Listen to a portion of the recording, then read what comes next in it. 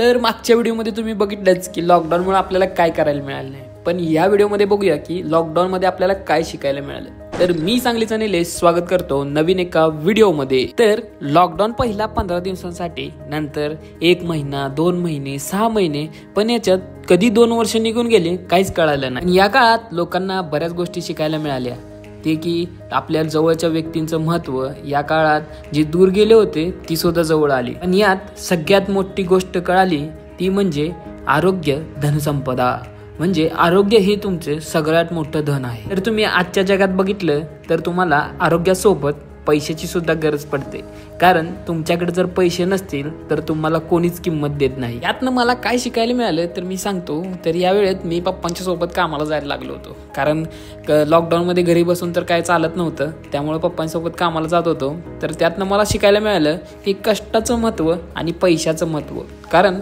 माझ्या बापाला किती राबायला लागते उन्हातानात हे मला त्यावेळेस कळालं, आणि हे पैसे कसे येतात आपल्या घरात ते सुद्धा कळालं। त्यामुळे पैशाचं महत्त्व हे यातूनच मला कळालं। तुमचा लॉकडाऊनचा अनुभव कसा होता आणि तुम्ही लॉकडाऊन मधून काय शिकला कमेंटमध्ये सांगायला विसरू नका, आणि चॅनलवर नवीन असाल तर चॅनलला सबस्क्राईब करून घ्या।